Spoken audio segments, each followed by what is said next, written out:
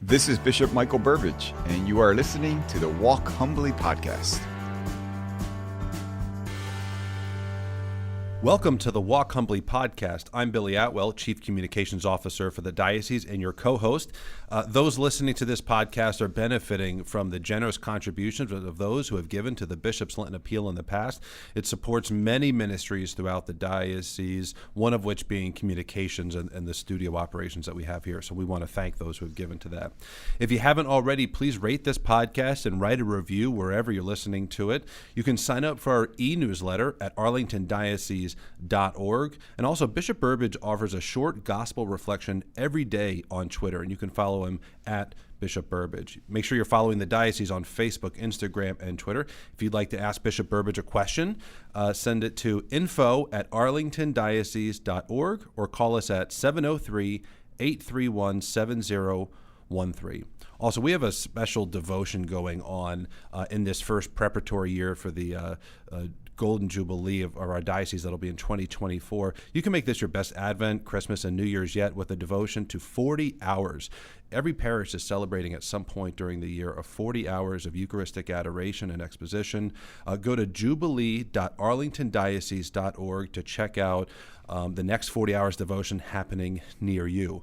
Also, this coming weekend is the Catholic Charities Christmas collection. This collection is really critical for Catholic Charities and being able to continue the good work that it does on the scale that it does, all of these good works that you've heard about on this podcast and in other communications from the diocese. So please consider a gift, and thank you so much to those who have given to that collection in the past.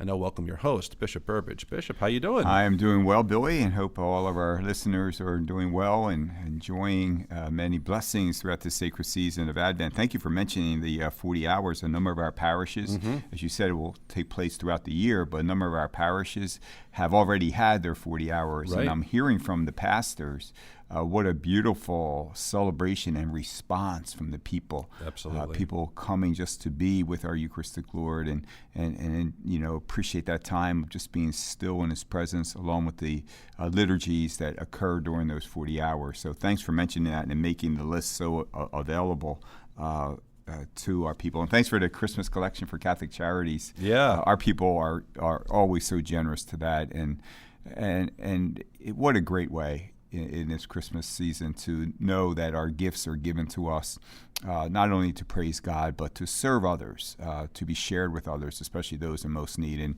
we all have just trust and confidence in the great stewardship of Catholic Charities that whatever gifts we offer go directly to help children and parishioners and members of our community who are really in need this time of year, and we can help brighten their Christmas. So thanks, everyone, for your generosity and support.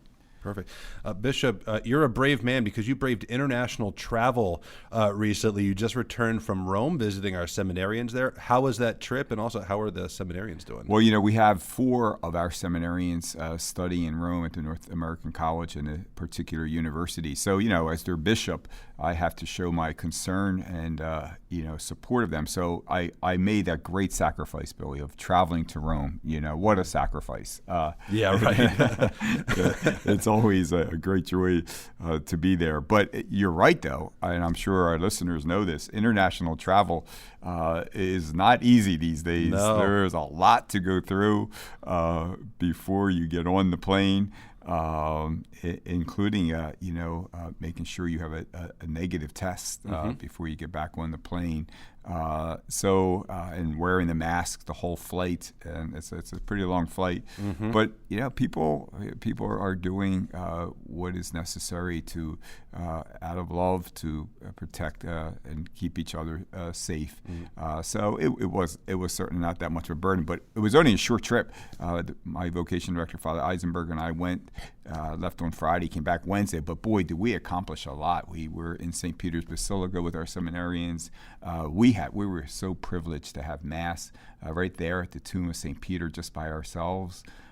We went to visit the cave where St. Benedict prayed for 3 years, and there's a little chapel there at the monastery. We had Mass also there. I was able to offer Mass for the entire seminary community. And as you can imagine, the seminarians also found some good restaurants for us to enjoy. I bet. But I told them, because they're at a distance, and I reminded them that, you're at a distance, but be assured that the faithful of our diocese are so good in praying for all of our seminarians, keeping you in our thoughts and prayers. So you're never far from our thoughts and prayers. That goes for all of our seminarians. But I think that means a lot to our seminarians in Rome. Yeah, we wouldn't want them to feel spiritually disconnected just because they're across the pond. And we got to see Father De Laurente, who... oh, that's right. Yeah, he works in the Holy See for the Secretary of State, so he really is working directly in service to the Holy See, to the mission and work of Pope Francis. So I hear so many positive compliments about him, and he makes us and our diocese very proud, and we're grateful for his service to the Universal Church. He's doing well? He's doing well. Good. He's doing well. That's great. Your Excellency, oral arguments started last week for the Mississippi abortion case before the Supreme Court that basically Mississippi had passed a law that imposed restrictions on abortion after 15 weeks. The final decision won't be known for months. I think we're used to fast turnaround on things. We're expecting to be fast. It won't be for quite a while. But pro-life proponents are really hoping that this case will make the legal argument for the unborn that we all want. What are your initial thoughts on this case, and what does this mean for the country as a whole? Right. I've heard the same news that you just conveyed, and certainly keeping updated on the situation, and it seems like the case, Billy, could be an occasion for the court to overturn Roe versus Wade. I'm not an attorney, obviously, and my concern is much more about the effect of this case. But it is, when you think about it, after all these years, it's sad that in America we find ourselves hoping that the outcome of a case will result in the protection of unborn children from a brutal death. This should not take a court to decide. Absolutely. But the good news about a positive Supreme Court ruling, as we unfortunately saw with Roe versus Wade, is that it's lasting. It's the impact could be for a long time. So if Mississippi wins this case, what a major shift that this would be in our country. And I ask all who are listening to be praying, to be doing penance, to be offer sacrifices, your sufferings, to pray for our Supreme Court justices, that they will have the wisdom and courage to do what is right, and that is to protect the life of the unborn. Absolutely. Well, we'll certainly be praying for them and hope for a positive outcome there. This almost flew under the radar, but this coming Thursday is the 60th anniversary of the dedication of St. Thomas More. Now, it wasn't dedicated as a cathedral, obviously, and you could maybe explain that for those who aren't aware, but the building as a church. Talk to us about that. Yeah, no, I'm glad you raised that, because, as you mentioned at the beginning of the podcast, we were doing 3 years of preparation for our 50th anniversary in 2024. Right. And the first year is about, remembering our history. And so it's good to think about our roots and how we started. When St. Thomas More was dedicated, it was a parish church in Arlington. Right. But when the Diocese of Arlington was formed in 1974, out of the Diocese of Richmond, we needed a cathedral. And the cathedral is the mother church of the diocese. It's the chair. It's the cathedral where the bishop's seat is. I always say that the cathedral belongs to every parishioner in the diocese. Mm-hmm. We are all members of the cathedral parish. It's our mother church. And at the time our church was founded, St. Thomas More, maybe because of its location, its size, was named the cathedral. So this anniversary is a reminder of our history. It helps us to remember. That's what we're trying to do this year, to remember those who went before us and establish the churches we have now. And from here, we should consider, I believe, the legacy we're leaving behind in the future generations that will benefit from the work we're doing. And just recently, as you know, we have dedicated some beautiful new churches. We know it's not merely about the building. It's about the faith that is celebrated within the building, but our Lord deserves a worthy dwelling place, a worthy home. So I'm so glad that we are building, when we have the opportunity, beautiful new churches. Certainly, I think we may have an opportunity as we get ready for our 50th, maybe to enhance our own cathedral a little bit. Yeah. I'll be talking more about that, in times to come. And in fact, even this Saturday, I'll be breaking ground on the new church for St. Ambrose Parish. That's right. That's right. So our diocese continues to grow. It's amazing to see all that. Just think in the time that you've been here, all the churches that have been, new construction or rebuilt, and missions becoming parishes. All these things that have happened. It's really stunning, and unfortunately not the norm throughout the country. What a blessing it is to be here. We are very, very, very blessed. Absolutely. Your Excellency, there was a local controversy that has made some news, and actually there's some new news today. The Fairfax County Public Schools recently completed a formal review of 2 novels that have been challenged by parents because of the graphic sexual content. One was called Genderqueer, a Memoir, and the other was called Lawn Boy. The committee reviewed and unanimously, unfortunately, voted to allow the books to return to the public high school libraries. The news release from the school system said both reviews concluded that the books were valuable in their potential to reach marginalized youth who may struggle to find relatable literary characters that reflect their personal journeys. Lawn Boy particularly graphically describes sex acts in one section of the book, and images from Genderqueer depict the same, and is overall very problematic. Opponents of the book argue that pedophilia is implied in both books. Just today we found out that there was the Dolly Madison Library in Fairfax County, which is a public library, had displayed those 2 books next to a Bible, and behind the Bible was a gnome with a rainbow flag hat. They've since taken it down because there was a tremendous amount of pushback from people who said that's highly parents were, and just people in general, were very offended by that. Of course. So they corrected it, but it demonstrates an attitude and a hostility toward Christianity and what we believe in, kind of a mocking of it. So it was taken down, but the fact that it happened is pretty appalling. You're the spiritual father to all families in the diocese, regardless of where someone sends their kids. When you see this kind of thing happen and then get approved, reviewed, and then approved again, what is your reaction? What happens kind of in your heart and in your mind? Well, it's very upsetting, and it's very unsettling. And what makes it very unsettling is we continue to see these kinds of decisions made in public school systems. And not only did these committees vote to keep the sexually explicit books in libraries, but I understand the votes were unanimous. That's right. Yeah. So that is of concern also. While families were poorly served in this decision, there is some good news. The good news, and you just mentioned how when people's voice are raised, to express concern, things can change. And the good news is that plenty of people spoke up and voiced their discontent.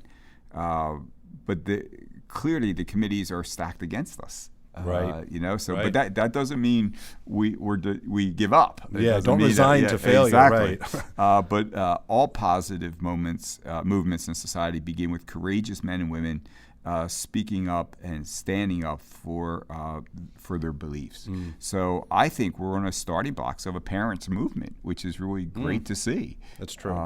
That they're seeing what's happening, that they're not satisfied, that they're taking seriously their role as the first teachers of their children.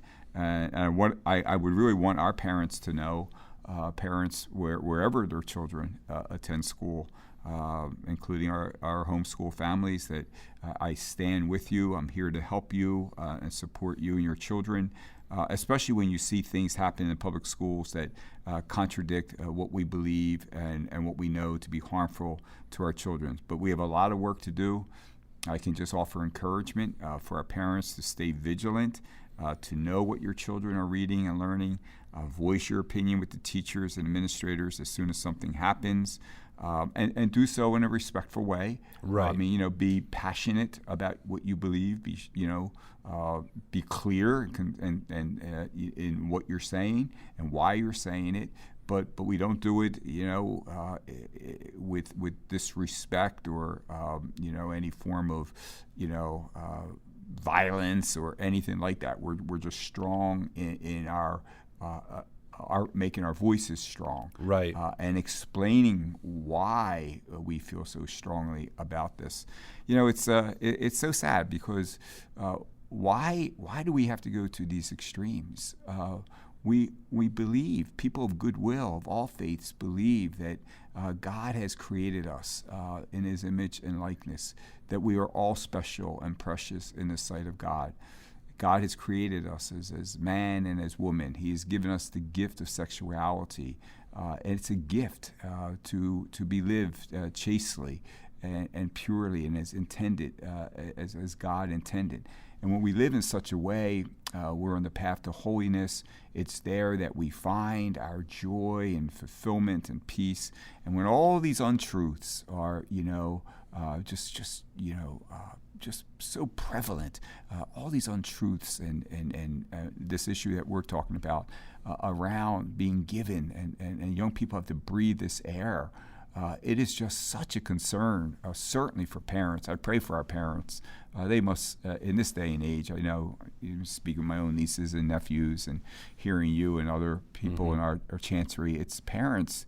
Wow, what a challenge you have these days. Things you were able to presume, you just can't.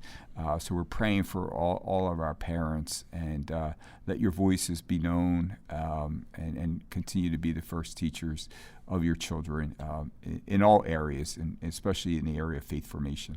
And one point that I want to re-highlight that you just said was the way we approach. That we approach respectfully, strongly. We shouldn't allow people to make us into victims or anything. But I remember a quote I heard from Mother Angelic was when she started EWTN. She said, "I want people to remember not just what we did, but how we did it." Right. And she had a very particular way that she wanted EWTN to run and to carry on the legacy and so on. And I think that's true when we speak to a school principal or administrator or teacher.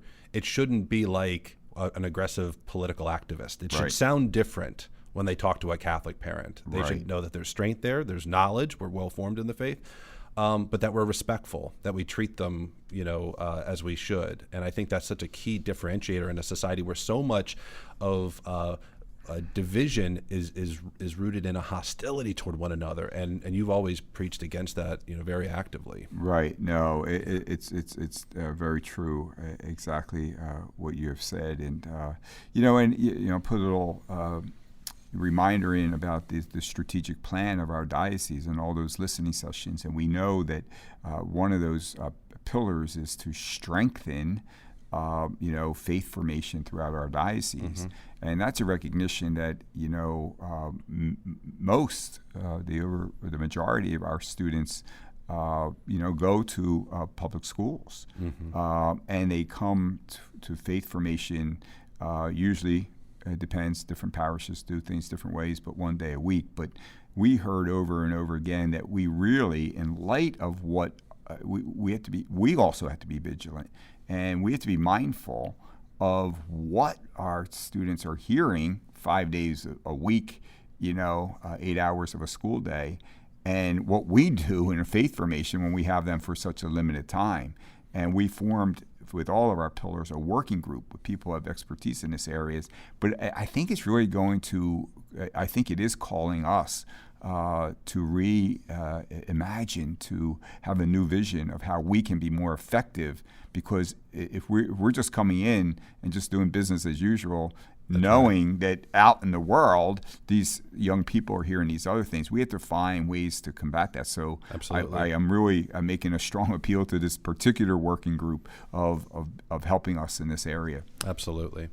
All right, we have a couple questions from the faithful. The first is, given rising challenges to religious liberty, what can local Knights of Columbus in the diocese do to help protect religious liberty and be more public and active in this space? Well, first of all, the Knights of Columbus, just like my brother bishops throughout the country, we just owe so much thanks to them. They are always available to help and to support the bishops and their pastors and their parishes, and do so much good work, especially in the area of charity. And whenever we call upon them, and they're always, whenever I see Knights, how can we help you? And but this is a great area where our Knights can help.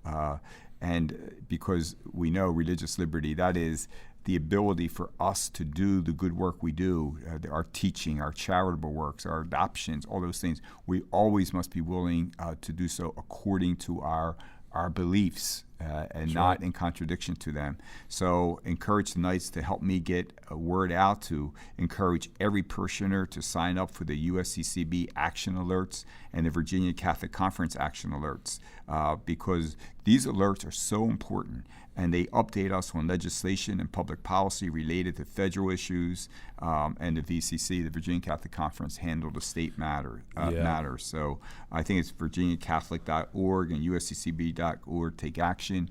We have to, again, the word vigilant keeps coming up, but we have to know what's at stake. And Knights, please be helping me in getting this word out and bringing people together, getting them to write to their elected officials, let their voices be heard.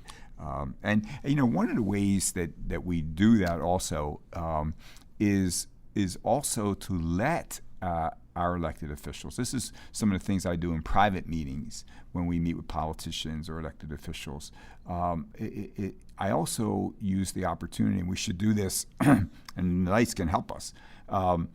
Let them know the good work that we do. That's true. That's true. It's not just for our parishes; it's for the entire community. That's right. I mean, we don't do it to brag. We don't do it for credit. But let people know what we're doing every single day to help the poor and the needy and things like that. We may not be as effective as we hope. So share the good news too. Yeah, in the pursuit of humility, you can almost lack the transparency that's necessary to see all the good that's happening and what's at cost to the community if we're unable to serve, because we have to do it according to our principles. Yeah. So the two websites that Bishop Burbidge mentioned for signing up for those action alerts, vacatholic.org for the Virginia Catholic Conference, those are state issues, and then usccb.org/take-action. You don't get too many emails from them. When they need you, they let you know, and that's the time to act. You can sign up at both of those places. But that's an easy step and a great starting point for advocating on those issues. All right, next question, a little bit easier, I think. Do you maintain any Advent or Christmas traditions from when you were a child? I think, my family basically, I think we probably the traditional customs and practices during this time of season. I love the Advent giving tree. I think that's a very important thing in the parishes.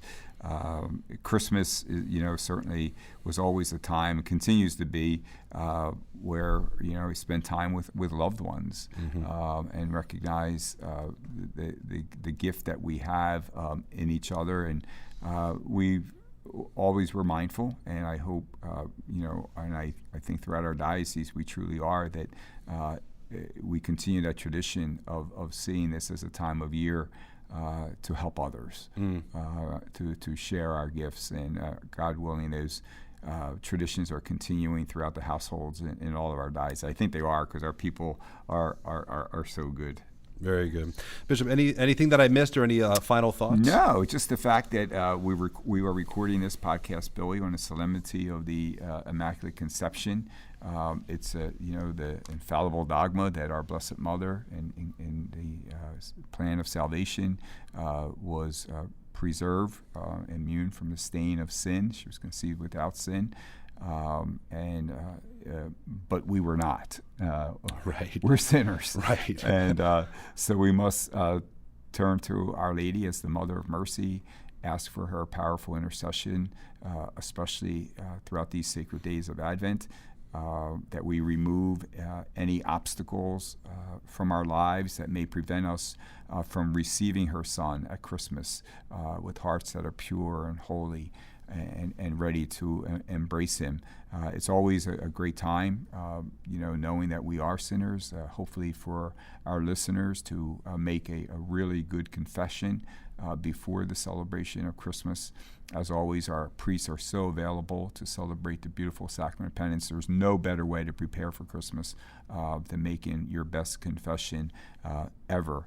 And to, I think it's a good time maybe today, if our listeners have a chance, just pause for a moment. Our Lord had a unique and a special plan and vocation for our Blessed Mother, and he does for us also. and just to say, what is that plan? What is that vocation that God is asking me to live right now, whether it be as a bishop or a priest or consecrated religious, a husband, a wife, a father, mother, son, or daughter. Maybe it's your vocation right now is offering your suffering for the church and for those in needs. But what is God's plan for you? What is He asking of you at this time? And sometimes when we try to live God's plan for us, just like our Blessed Mother, sometimes it seems confusing. Like, why is the Lord asking me to do this? Sometimes it can be challenging. It can be very, very challenging. But I think that we pray for that grace to imitate the trust of our Blessed Mother, and to hear anew in our own hearts the messages that she heard. Do not be afraid, for nothing will be impossible for God. So pray that our Blessed Mother will give us that trust, so that we too, like Our Lady, can say, "Yes, Lord, let it be done to me according to your word." So as we continue these sacred days, I wish all of our parishioners, all of our listeners, all of our friends abundant blessings, filled with the peace that we will celebrate at Christmas, the peace that our Christ child, the divine Messiah, brought into our world. And as these remaining days of Advent, may we together walk humbly with our God. Thank you for listening to the Walk Humbly podcast. Make sure you check out more episodes on iTunes, Google Play, Stitcher, and Spotify. You can follow me on Twitter at Bishop Burbidge, where I offer gospel reflections each morning and share photos and updates of what is going on in the Diocese of Arlington. Stay up to date with news, event information, and inspirational content by subscribing to our e-newsletter at arlingtondiocese.org.